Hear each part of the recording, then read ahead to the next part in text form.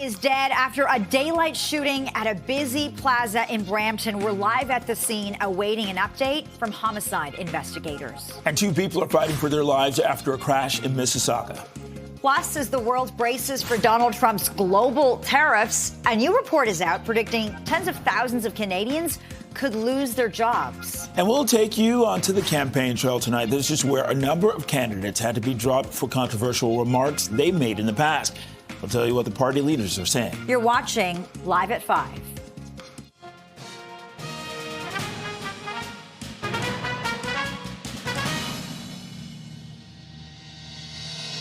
Good evening. I'm Bakari Savage. And I'm Lena Latafat. Thank you for joining us and welcome to Live at 5. One person is dead after a shooting at a busy plaza in Brampton. CP24's Arda Zakarian joins us with the latest from the scene.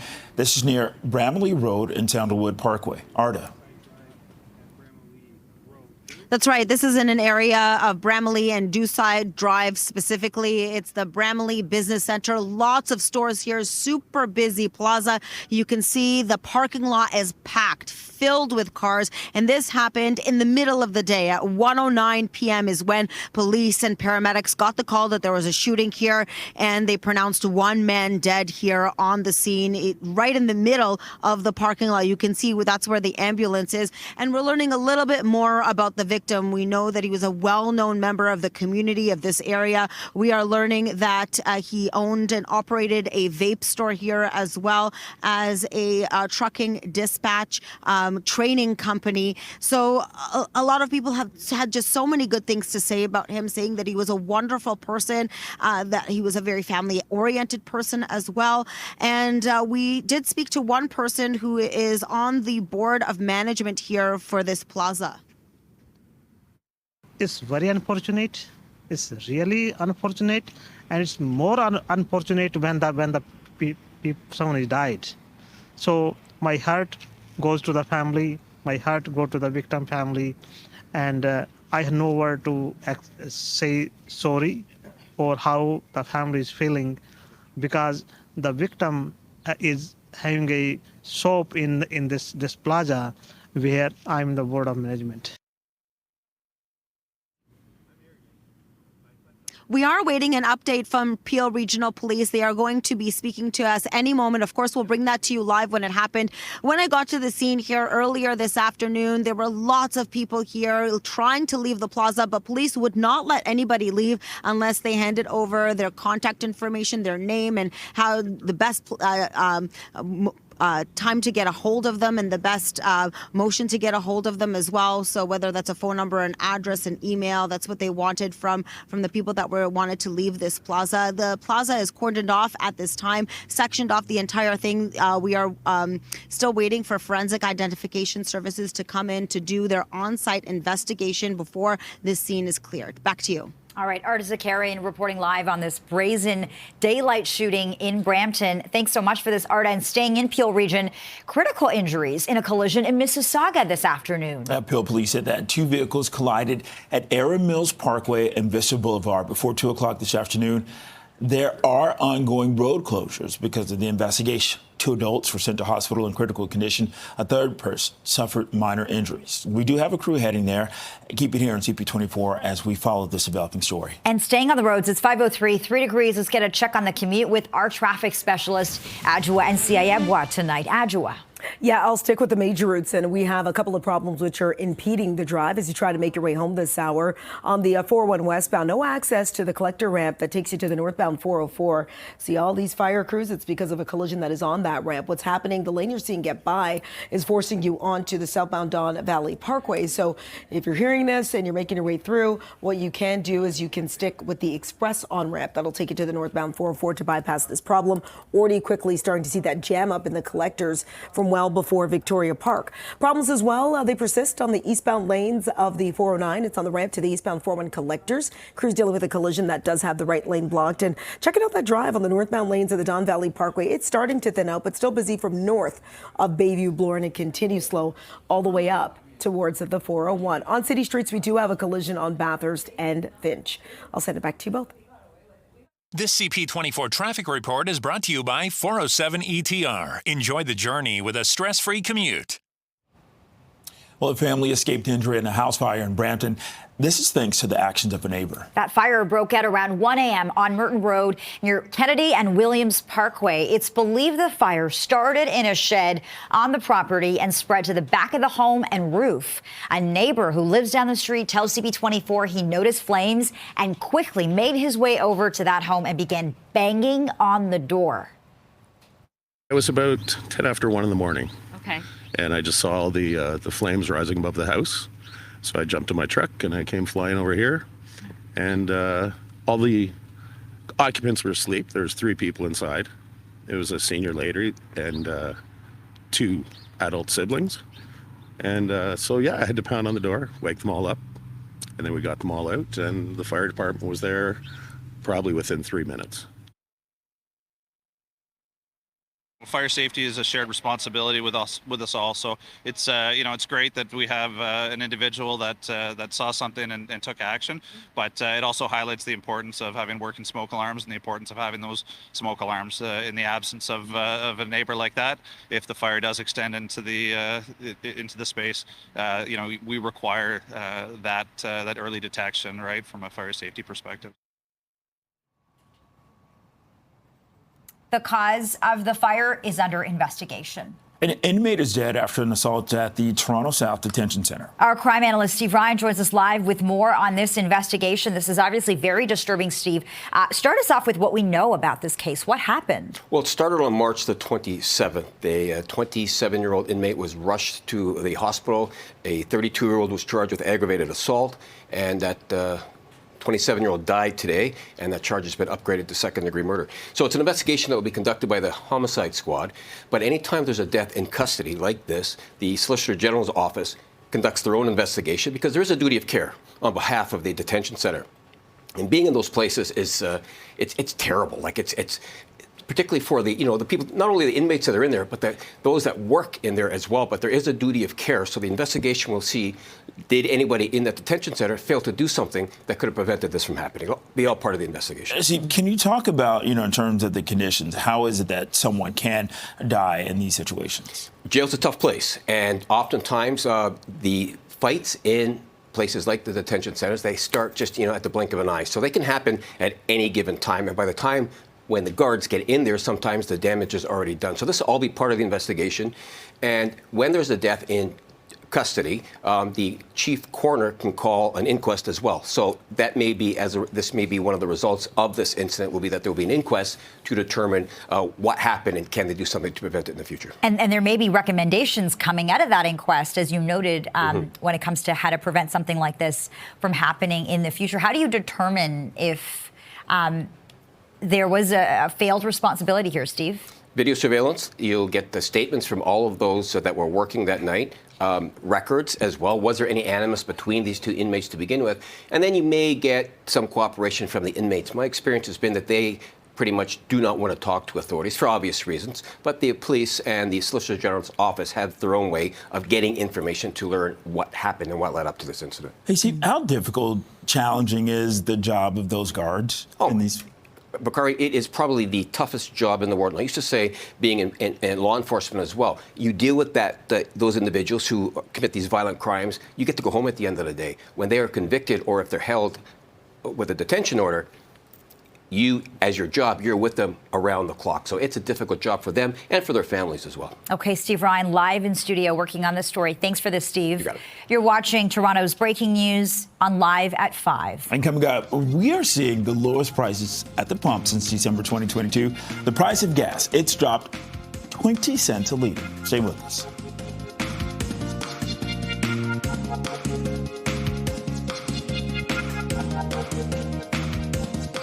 Welcome back. The Ford government says 9 supervised consumption sites closed as planned today. And the Office of the Health Minister says that the 9 sites that apply for funding to transition into homelessness and addiction recovery treatment hubs, they are proceeding with those plans.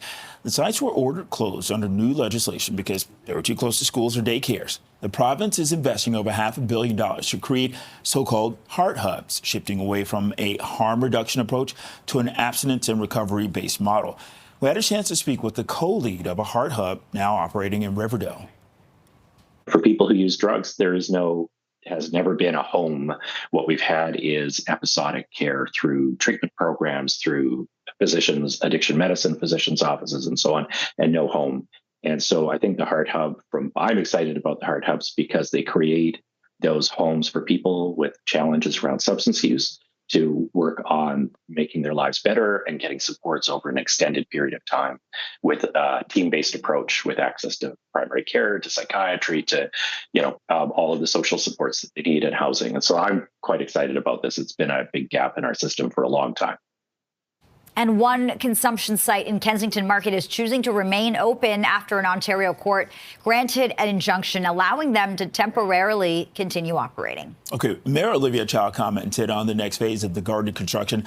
This happened while touring a plant in Etobicoke today. Yeah, drivers are really looking for an update, and the mayor provided one today. Starting next week, the westbound lanes of the Gardiner will be reduced to 3 lanes between Park Lawn Road and Grand Avenue. This is so crews can work on repairs on 5 bridges, which is expected to take about a year to complete. The city says it'll try to get the work done quicker with completion incentives and crews allowed to work 24 hours a day, 7 days a week. The work that we're supposed to do that starts now is supposed to start at 2027. Why is it move forward? Because the 5 bridges need work now. Is for safety's sake. Why would we want to go and block a road or have impact and cause more congestion? There's no reason, but we have to do it. Oh, there's a lot of relief at the pumps for drivers today. Yeah, gas prices in the GTA and around the province dropped about 20 cents a litre overnight to just under $1.37 per litre. That drop is due to the federal government's move to lift the consumer carbon tax, which came into effect at midnight. Well, Patrick DeHaan is the head of petroleum analysis at Gas Buddy. He says that the drop's going to make a big difference. It's going to mean that Canadians virtually coast to coast are going to pay hundreds of dollars less per year on gasoline with those big savings. And as you mentioned, for diesel, the savings even more significant. The savings in diesel price is certainly going to help the trickle down. That is trucking, logistics companies, farmers going to save a significant amount on diesel expenses. And that should help trickle down and reduce inflation further. I was driving along and I saw Shell at 136 something. I said, oh, I thought there was a mistake. And then I saw all the other gas station at 136. So that's why I'm here. I did not know about it. So here I am filling it up when I can. That's a big drop and you save some money. So you can have more food. I think it's amazing. Saving 15, 20 cents makes a big difference every week with putting food on the table. To the White House now, where Press Secretary Caroline Leavitt says President Donald Trump's tariffs will take effect immediately after he unveils them at 4 o'clock tomorrow afternoon. Leavitt says that the announcement is going to go down as one of the most important days in modern American history.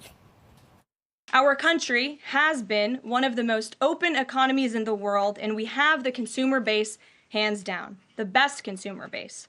But too many foreign countries have their markets closed to our exports. This is fundamentally unfair. The lack of reciprocity contributes to our large and persistent annual trade deficit that's gutted our industries and hollowed out key workforces. But those days of America, beginning tomorrow, being ripped off are over.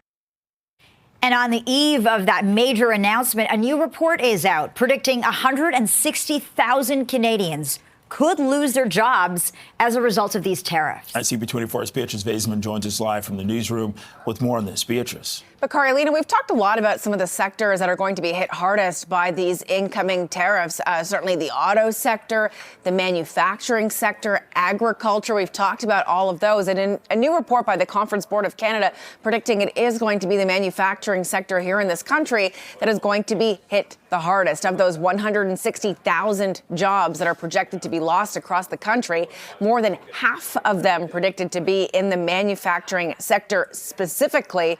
They're also projecting that it would face a longer recovery because of lingering uncertainty. Certainly when you're the head of a large corporation, it's difficult to plan for the future, for the months ahead, when you don't know what's around the next bend, whether the president is going to change his mind, what he's going to impose, if the goalposts are going to be moved. And So it makes things like hiring and expansions really, really difficult. The reality is, across both sides of the border, a lot of pain will be felt. The same outlook predicting that unemployment in the second quarter of this year will be pushed up to 7.3%. The economy could shrink at an annualized rate of 5.4% as well. And so a lot of pain in the short term, they predict, with things starting to get better in the third quarter of 2025. Here's a bit of my conversation with the chief economist on this outlook. There's just no way we can compete with these kinds of tariff levels on, essentially the production that we supply, or the value added that we supply to that very integrated supply chain. So this, again, is constantly on both sides of the border. It's going to cause problems on both sides of the border, but we are expecting to take a hit if these tariffs come in as planned tomorrow. And so Pedro Antunes actually, interestingly said, Lena and Bakar, that he thinks that there's more bark than there is bite to the U.S. president's threat of these tariffs. What he means by that, he thinks by the more that the U.S. president talks about protectionism and nationalism, it'll cause American companies to keep American jobs at home instead of doing more trade, more work with allies like Canada, for example. But certainly a lot of eyes anxiously will be watching the White House tomorrow afternoon at 4 o'clock when we expect to hear from Donald Trump. All right. Beatrice, thanks so much for setting that up for us. And again, we will have extensive coverage coming up tomorrow afternoon. For now, we'll take a quick break. It is 5:18, 3 degrees, and you're watching Live at 5. A Liberal candidate drops out. 2 Conservative candidates, they've been removed from running. The latest from the campaign trail coming up.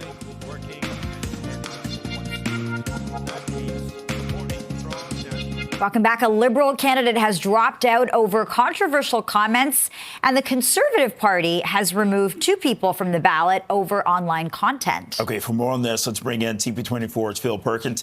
Phil, put this all together for us. What's going on? All right, well, Bakari and Lena, both the leading parties taking a couple hits today. Starting with the Liberals, they dropped one of their candidates. He is the incumbent MP from Markham Unionville, Paul Chang. He is withdrawing. This after he spoke with a Chinese language newspaper 3 months ago, telling people that they could claim a bounty. So a reward, about $180,000, a piece of that for bringing in conservative candidate from Don Valley North, Joe Tay. Reportedly, Joe Tay is one of 6 activists that have been targeted from Hong Kong police, and the reward for his return around $180,000. Now, Liberal leader Mark Carney just a couple days ago saying he is standing by Chang, but then a very quick turnaround in terms of his allegiances when it comes to one of the candidates. Here's what he had to say. Mr. Chang made his resignation, offered his resignation last night. I accepted it. As I said yesterday, his comments were deeply troubling and regrettable. We will move on with looking for a new candidate for Markham, and I'll leave it at that. And the Conservatives dropping 2 of their candidates for comments made in the past, starting with Windsor-Tecumseh Lakeshore candidate Mark McKenzie. This after comments he made during a podcast in 2022, saying that he would welcome a return to medieval methods of punishment. This coming off the tails of the Freedom Convoy. He went on to say, quote, "I'm also in favor of public hangings. I think we need to bring that back." Here is McKenzie on the comments that he made and his punishment. Well, it should. I know. But I'm also in favor of public hangings. So I think they need to bring that back. I think they should bring back the electric chair as well. But again, only if you're like 1,000,000% positive. Like, no, but you know what I mean? But again, like a Paul Bernardo. You know what I mean? Just kill that guy. Why are my tax dollars going to keep that guy alive? Charles Manson, like people like that. Jeffrey Dahmer. You know what I'm saying? Like, if you're 100% certain, Epstein's, and this is what I'm saying, Justin Trudeau. All right. Now, he went on to give a lengthy reaction to this, and he talked about how he hopes the Conservatives have a change of heart. Also, Laurier St. Marie, Stéphane Marquis, also been removed due to some posts he put on X a while back, kind of talking about some conspiracy theories regarding Bill Gates manipulating public health for profit through vaccines, talking about the COVID pandemic, and Russia's invasion provoked by the expansion of NATO. He also went on Twitter saying that, tweets like that can make you lose your job. And so, yeah, history biting some candidates in the not a great place. And they're no longer in the race. Oh, so that's boy. 3 candidates, 2 for the Conservatives, 1 for the Liberal, no longer part of this All right. journey. Back to you guys. Bill Perkins with some very important lessons there in our newsroom tonight. Thank you, Phil. And staying with the election, a new Nanos research poll shows the Liberals widening their lead over the Conservatives again. The latest poll commissioned by CTV News and the Globe and Mail shows the Liberals up more than a point to 44.7%. The Conservatives are also up, but just by half a point to 36.6%.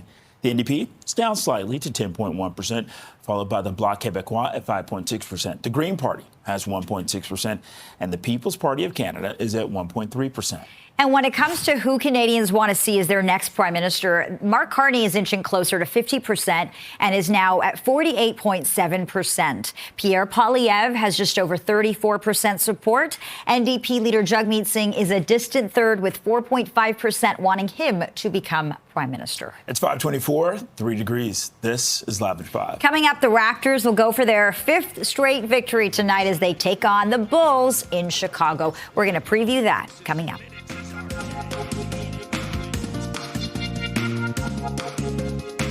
All right, the Raptors are going to try for a 5th straight win tonight. That's when they take on the Bulls in Chicago.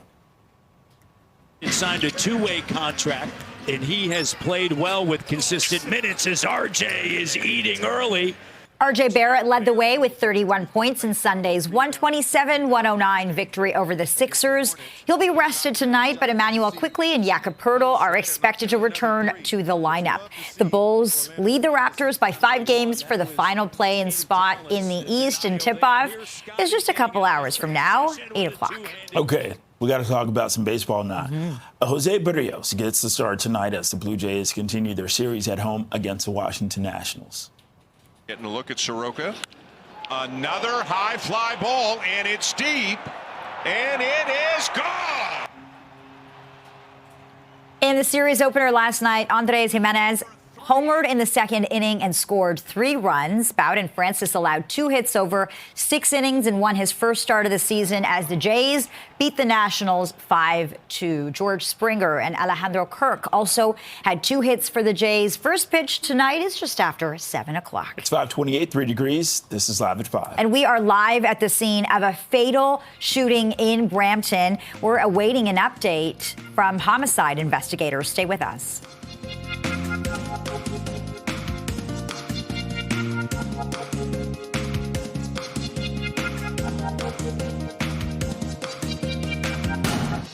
A man's dead after daylight shooting at a busy plaza in Brampton. We're live at the scene awaiting an update from homicide investigators. And 2 people are fighting for their lives after a crash in Mississauga. We'll take you live to that scene this half hour. And plus, as the world braces for Donald Trump's global tariffs, a new report's out predicting tens of thousands of Canadian jobs could be lost. And we'll take you on the campaign trail tonight, where a number of candidates had to be dropped for controversial remarks they've made in the past. We'll tell you what the party leaders are saying. This is Live at 5.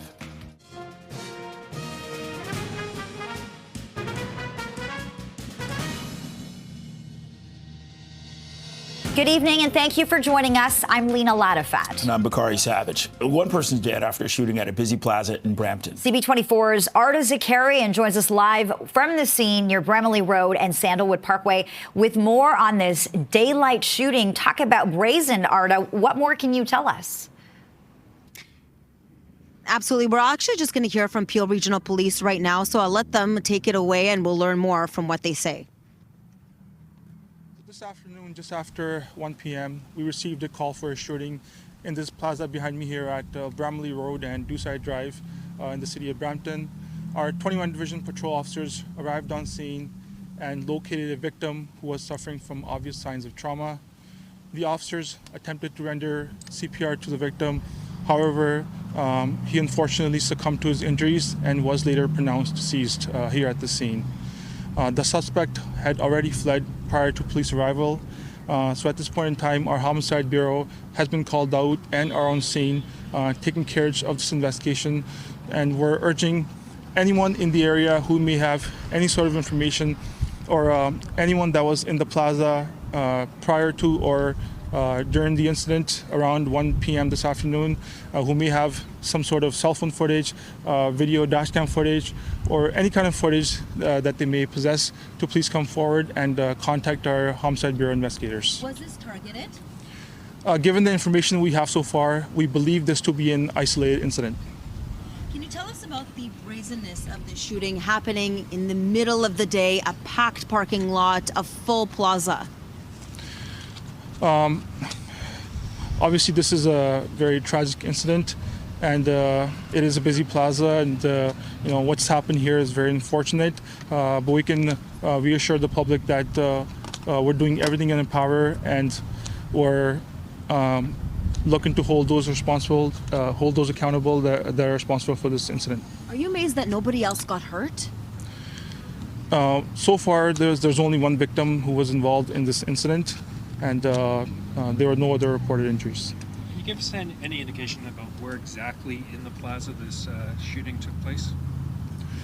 It took place close to where the ambulance is located.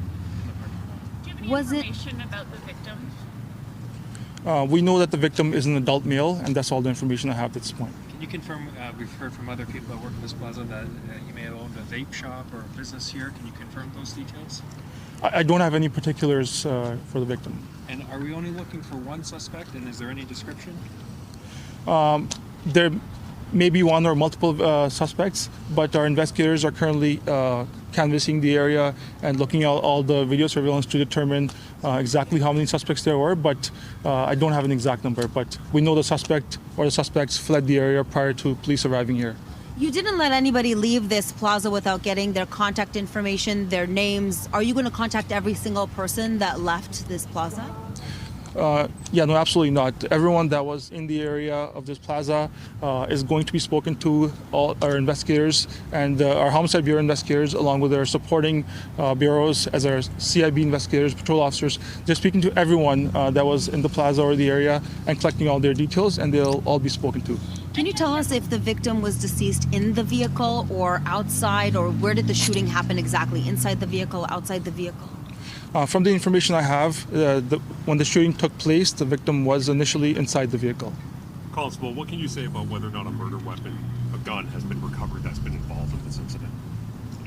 Again, our investigators are working to gather all the details, and I don't have any information if any weapons have been recovered yet, but they'll be working towards that. And what can you say when people were calling into the 911 call center, how many gunshots were they reporting having heard when this shooting happened? We had reports of multiple gunshots that went off, but I don't have an exact number.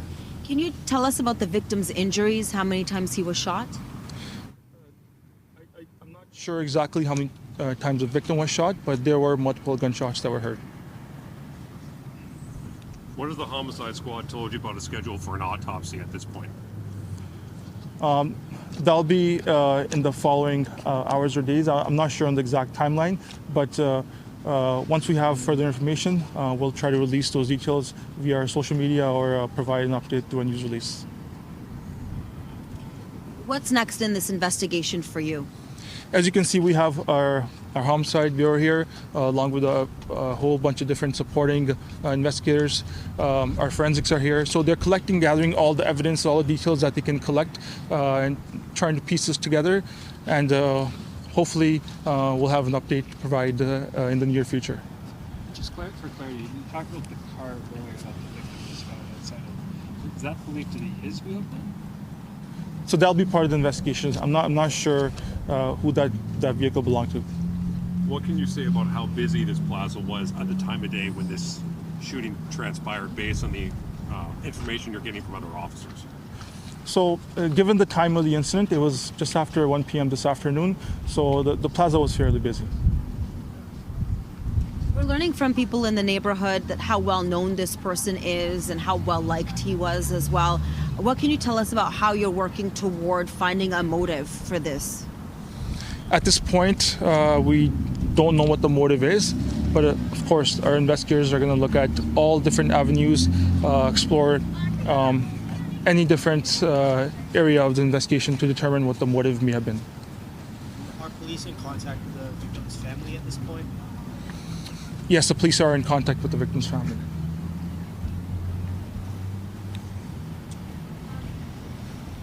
And we're just learning more details from Peel Regional Police as he's wrapping up his media availability for us. We are learning that police are continuing their investigation. Forensics is mapping out exactly what has happened here on the scene. They're collecting surveillance video as well as contact information of every person that was here at the plaza at the time of the shooting, which happened just after 1 o'clock. We didn't hear too much more information about who this victim was. We've learned that just from people who have been around here and know the victim and know the intimacies of who is at this plaza, who runs which store. We know from them that we are hearing that this victim did run this vape store inside this this plaza here, and that he was very well liked amongst the people here that had stores or live in this neighborhood as well. We're going to send it back to you in the newsroom. All right, Arda, thanks so much. And worth noting, police believe the suspect or suspects fled the scene. At this point, they don't have any descriptions. They were also asked, was this a targeted shooting? And they said at this point, they believe this was an isolated incident, but they don't have a motive. That was Arda Zakarian reporting live from Brampton. Staying in Peel Region, critical injuries in a collision to tell you about in Mississauga this afternoon. CP24's Melissa Duggan joins us live from the scene. This is at Erin Mills Parkway and Vista Boulevard with the latest. Melissa. Yeah, that's right, Bakari and Lena. 3 people injured in this. All 3 are adults. 2 of them rushed to a trauma center with critical conditions, and the other person rushed to a local hospital with some minor injuries. We're having a look at what I can only describe as the devastating aftermath of this crash. It kind of takes your breath away when you're looking at these 2 vehicles. We have a silver SUV, the front end of it sheared right off, and next to it, a blue vehicle, only a portion of it really remaining intact at this point. It's come to a stop leaning against a light standard, and just a few meters away, you could actually see that light, that yellow light on the ground, so it was knocked over in this case. We see that the collision reconstruction unit is on the scene right now, putting out a number of evidence markers along the way to figure out exactly what happened here. Right now, it is too early to tell you, even to venture a guess exactly how these 2 vehicles came to stop like this. But again, 3 people hurt in this. We're still waiting for an update on their conditions. This happening just before 2 o'clock today. The weather was clear at the time, you know, a sunny day, a bright blue sky. So that wasn't a factor. We are looking at this potentially being closed for quite some time as police try to figure out exactly what happened. And because of that, you know, we are in the evening rush right now. Plenty to keep in mind if you are in this area of Mississauga. All northbound and southbound lanes on Erin Mills Parkway are closed. That's from St. Thomas Street to Britannia, and Vista Boulevard closed from Turney Drive to Erin Mills Parkway. Wickham Road closed at Erin Mills Parkway as well. And we expect that will stay that way for quite some time. We're going to call Peel Police, get the latest from them in the next little while, because again, they have been on the scene for hours now trying to piece together what happened. Also looking for an update on those 3 people hurt. That's the latest on this crash here, Lena and Bakari in Mississauga. Okay, and again, this is at Erin Mills Parkway and Vista Boulevard. CP24's Melissa Duggan. Melissa, thanks a lot. Right now it's 5:41. Let's get a check on the evening commute with CP24's traffic specialist, Adjua Intia Yaboa. Adj. Oh, good afternoon, Bakari. And still watching problems slowing down the drive on the southbound lanes of the 427. It's on the approach to the 401. It is the 2 right lanes that are blocked with this collision. So if you're headed south on the 427, very, very slow on the approach. Headed towards the 401, I do have a little bit of good news. MTO zoomed out the cameras, but westbound 401 collector ramp to the north 404 was blocked for a better part of about an hour. They just managed to reopen that ramp. East 401 remains busy for Renforth out to Leslie, and if your travels do take you onto the Don Valley Parkway, still barely moves as you make your way north. Delays extend from approaching Don Mills up to the 401. On city streets, a collision on southbound Bloor on the approach to Parliament. I'll send it back to you both. Thank you, Adjua. It's 5:42, 3 degrees, and you're watching Live at 5. Well, Donald Trump's reciprocal tariffs are set to take effect tomorrow. A new report predicts it will result in significant job losses on this side of the border. We're going to take a closer look at this next. White House Press Secretary Caroline Leavitt says that President Trump's tariffs will take effect immediately after he unveils them at 4 o'clock tomorrow afternoon. Leavitt says the announcement will go down as one of the most important days in modern American history. American workers and businesses will be put first under President Trump, just as he promised on the campaign trail.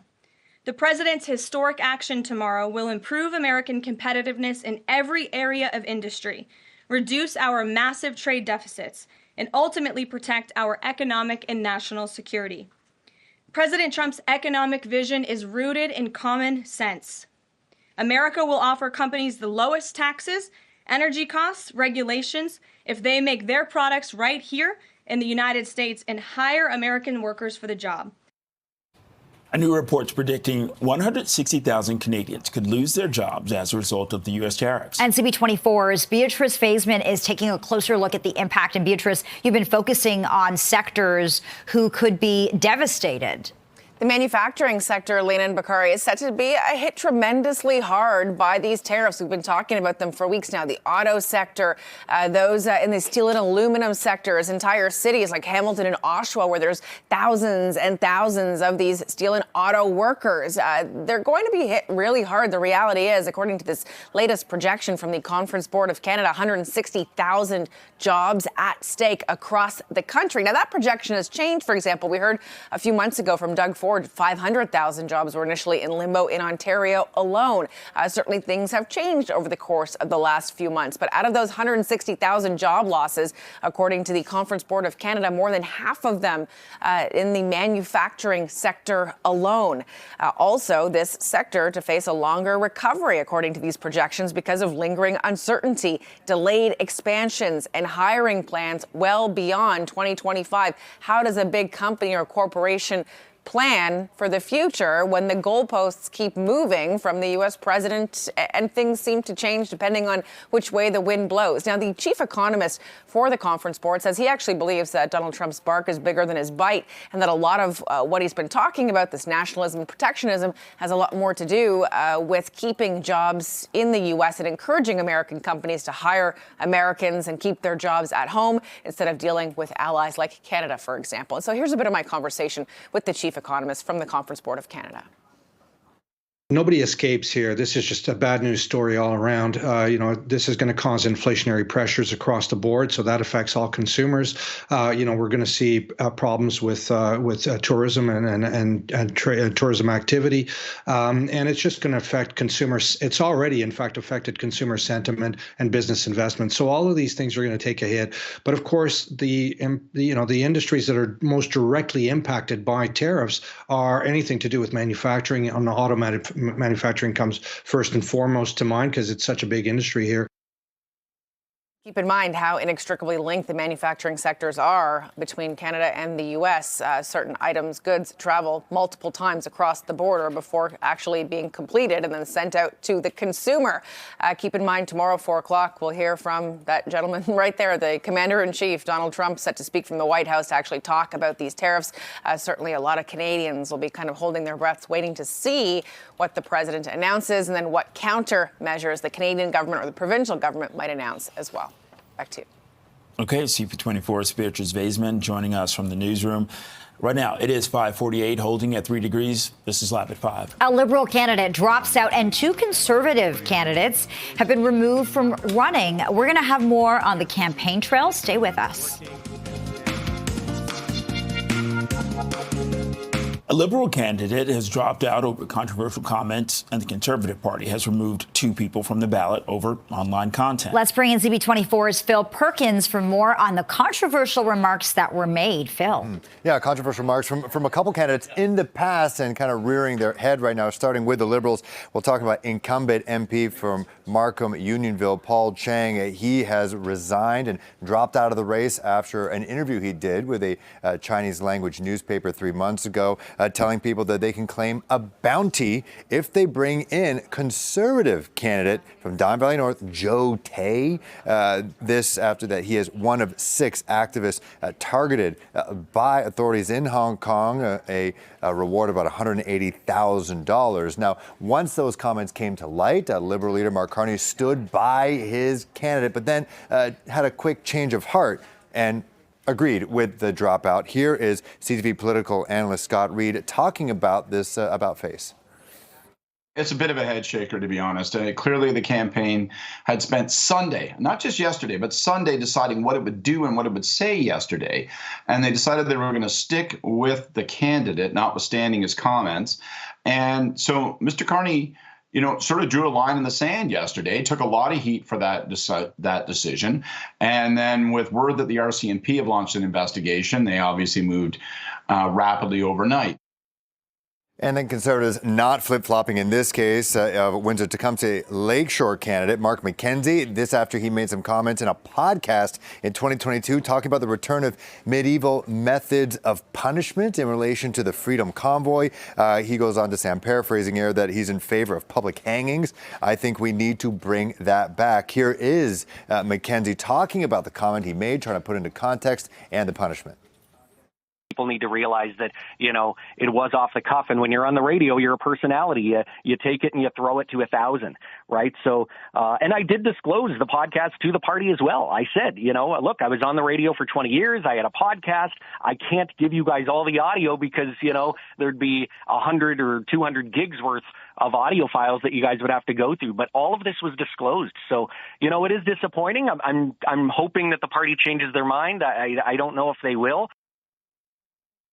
Conservative candidate for Laurier St. Marie, Seven Marquis, also dropping out as well after a post on X talking about some conspiracy theories regarding Bill Gates, how he's allegedly trying to manipulate the public health for profit through vaccines, talking about the COVID pandemic, and also talking about the Russian invasion of Ukraine, how that was inspired by the expansion of NATO. So a lesson here, Leona Bakari, whether it's in a newspaper, on a podcast, or on X, what you say sticks around.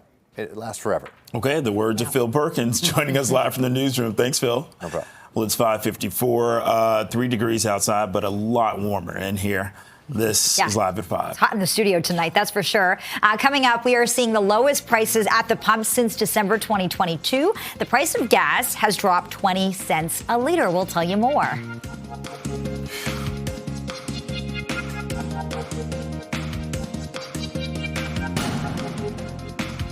There's a lot of relief at the pumps for drivers today. Yeah, gas prices in the GTA and around the province dropped about 20 cents a liter overnight to just under $1.37 per liter. The drop is due to the federal government's move to lift the consumer carbon tax, which came into effect at midnight.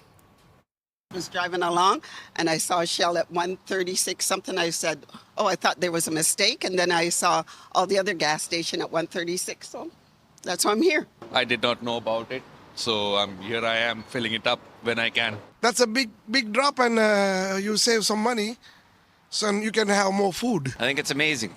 Saving 15, 20 cents makes a big difference every week with putting food on the table. Environment Canada says that the GTA and other parts of the province could see heavy rain tomorrow, along with freezing rain. Yeah, for Toronto, there is a special weather statement advising of the risk of a brief period of freezing rain tomorrow afternoon. That all really depends on the temperature. There's also a rainfall warning for the city. Rain is expected to begin near noon tomorrow and continue into Thursday. It could be heavy at times with 30 to 50 millimeters possible. It'll also be windy overnight and tomorrow. So grab that rain gear. You're going to need it. It's 5:58, 3 degrees. This is Toronto's breaking news. CP24, you've been watching Live at 5. And we leave you with these live images tonight. Apr.1 over the scene of a fatal shooting at a busy plaza near Sandalwood Parkway and Bramalea Road. Investigators are looking into a brazen daylight shooting here. A man pronounced dead on scene, and police believe the suspect or suspects fled the scene. They don't have any descriptions at this point. You can see a lot of police activity from this chopper shot. Investigators are appealing for dash cam video, and they also believe that this was an isolated incident. If you have any information at all, you are urged to come forward. Thank you so much for watching. CTV News at 6 is coming up next.